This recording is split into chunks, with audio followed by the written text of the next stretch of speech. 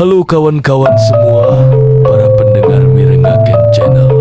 Semoga kalian sehat-sehat selalu dan selamat mendengarkan.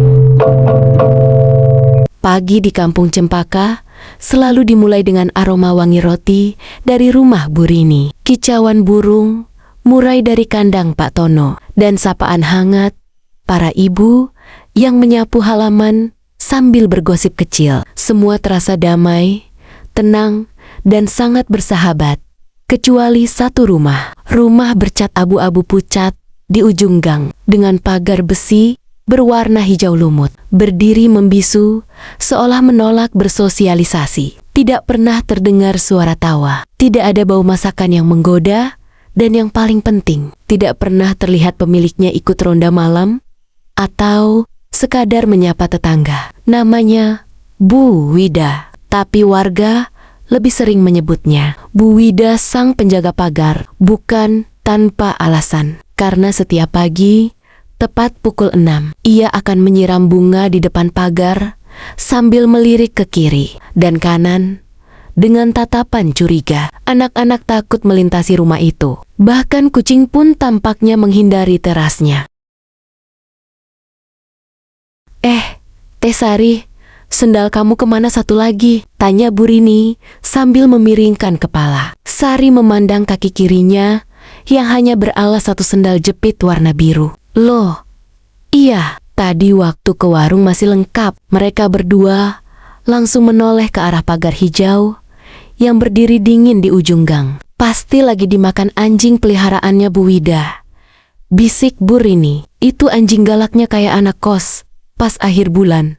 Lihat apa aja dilahap. Padahal tidak ada yang pernah melihat langsung anjing itu. Suaranya sering terdengar menggonggong seperti bariton yang tersesat. Tapi wujudnya entah.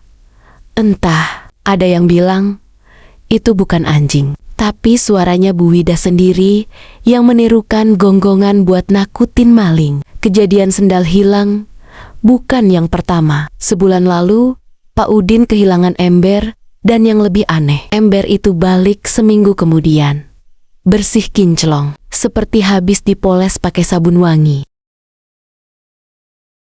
Pada malam Jumat, Pak RT akhirnya mengadakan rapat darurat bertajuk Menyelami Misteri Pagar Hijau. Kita ini warga negara Indonesia, Pancasila, gotong royong. Masa iya satu rumah bisa bikin kita keder? Seru Pak RT sambil mengepalkan tangan. Betul, sahut warga. Besok malam kita adakan ronda bareng. 1 gang ikut, termasuk yang biasa pura-pura tidur jam 9. Lanjut Pak RT sambil melirik tajam ke arah Pak Jaya yang langsung mengusap mata pura-pura mengantuk. Tapi tentu saja rencana tak berjalan mulus. Saat malam tiba, para warga yang ronda dengan penuh semangat. Pak Udin bawa senter segede termos, Pak RT bawa catatan, dan Bu Rini anehnya bawa sekotak brownies. Katanya untuk menyogok suasana. Mereka melintasi pagar hijau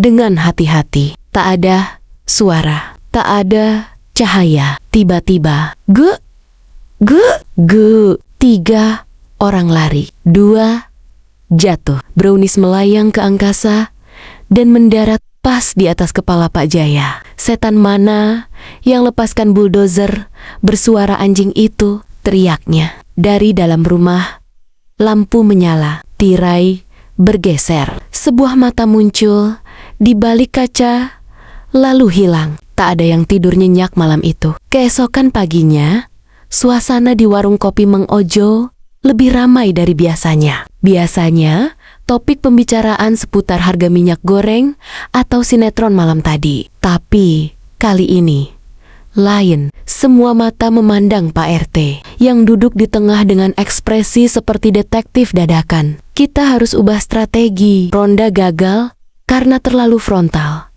ucap Pak RT sambil mengaduk kopi. Frontal? Apanya? Itu suara anjingnya kayak truk mogok, keluh Pak Udin. Saya punya ide, seru Teh Sari sambil mengangkat tangan. Kita kirim mata-mata ke rumah Bu Wida. Semua menoleh ke Teh Sari. Siapa?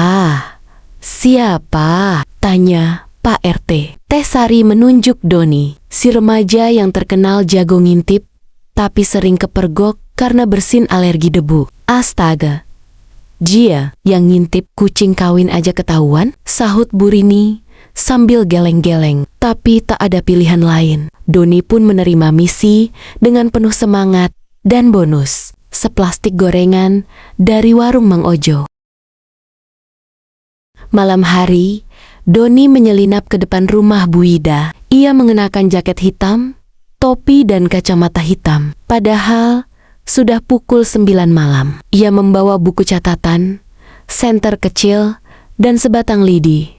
Entah buat apa. Dengan langkah pelan, ia mendekati pagar. Ia menempelkan kuping ke besi pagar dan mulai membuka pintu pagar. Pintu pagar terbuka. Sedikit demi sedikit, Doni maju 2 langkah. Jantungnya seperti gendang dangdut dipukul duet. Ia mengintip ke dalam rumah.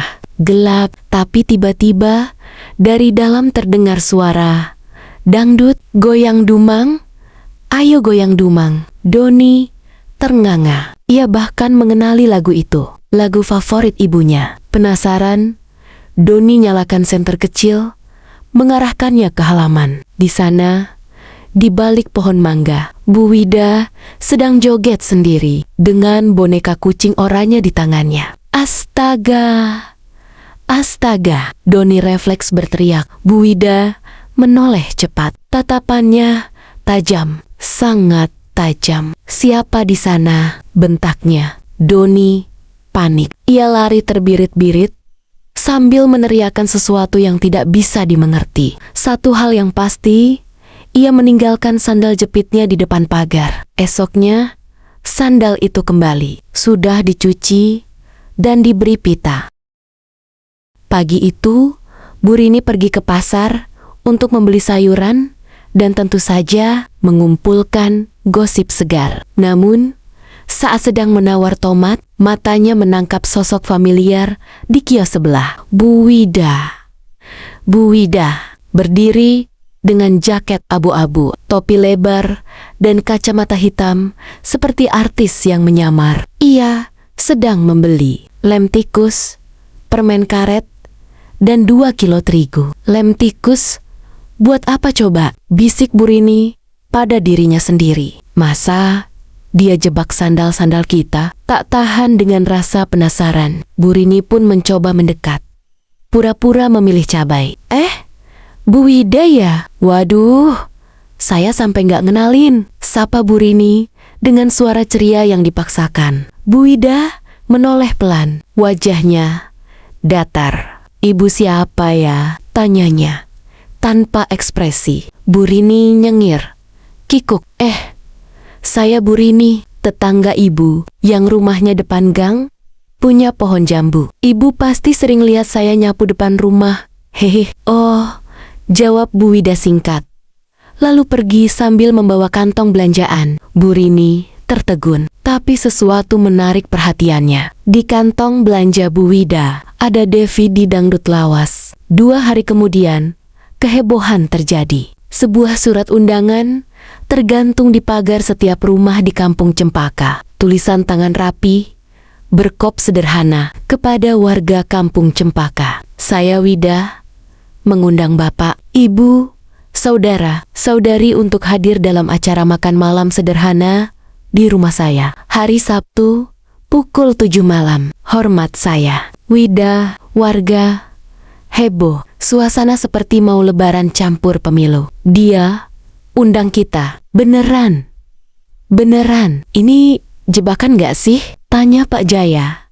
Memeriksa kertas itu pakai senter, seolah mencari tinta rahasia. "Kalau saya sih datang demi membuktikan apakah anjing itu benar ada," kata Doni sambil merapikan rambut dengan minyak rambut sebotol penuh. Seluruh kampung bersiap seperti mau resepsi. Bu Rini bahkan pakai kebaya. Pak RT bawa buku notilen.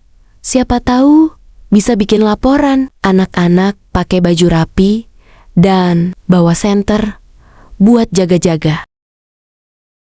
Sabtu malam, satu kampung berdandan seperti mau ikut audisi acara TV. Rumah Bu Ida, yang selama ini angker seperti rumah hantu di sinetron, tiba-tiba berubah. Lampu teras menyala hangat, pagar terbuka lebar, dan ada balon warna-warni bertuliskan, "Selamat datang." "Ini rumah Bu Ida atau rumah ulang tahun cucu presiden?" bisik Pak Udin sambil celingak-celinguk. Begitu masuk, warga tercengang. Meja makan panjang sudah tersaji rapi. Ada nasi goreng nanas, yang ternyata lebih banyak nanasnya dari nasinya, bakwan bentuk hati, puding berlapis warna, dan satu tumpeng berbentuk wajah kucing. "Kucing," gumam Doni. "Jangan-jangan itu boneka jogetnya waktu itu." Bu Ida keluar dari dapur dengan celemek bergambar Hello Kitty, membuat semua orang tercengang setengah tak percaya. "Silahkan duduk,"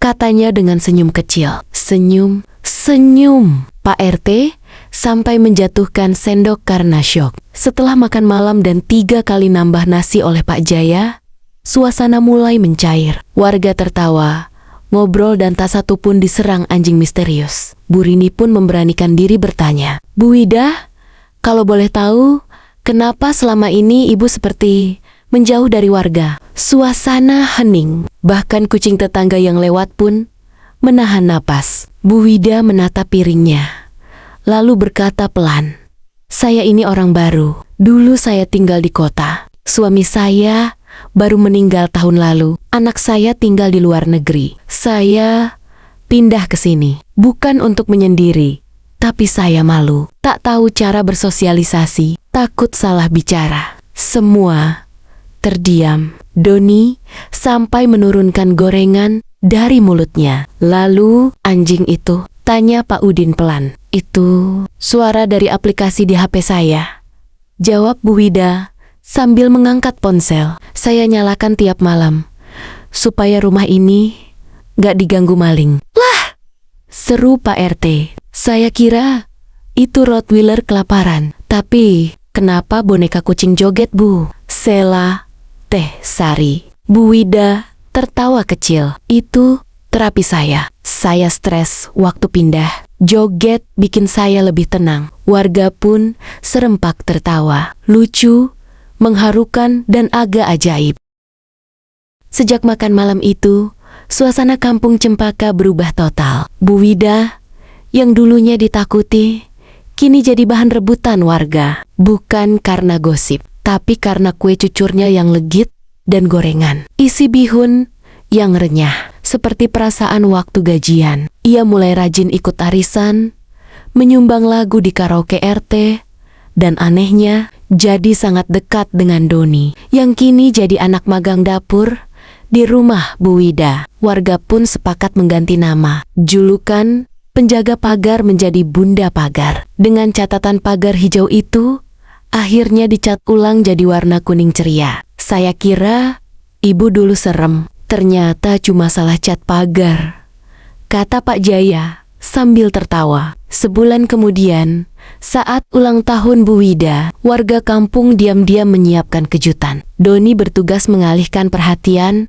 dengan pura-pura minta bantuan membuat martabak. Pak RT menyusun kata sambutan. Bu Rini mengatur dekorasi dan menyelipkan kupon arisan, dan anak-anak menyiapkan pertunjukan joget TikTok. Ketika malam tiba, lampu rumah padam. Bu Ida keluar dari dapur sambil membawa loyang. Bingung, tiba-tiba surprise. Semua warga muncul dari balik pagar, membawa kue tar besar dengan tulisan, "Bunda, pagar kita semua." Bu Ida menutup mulut.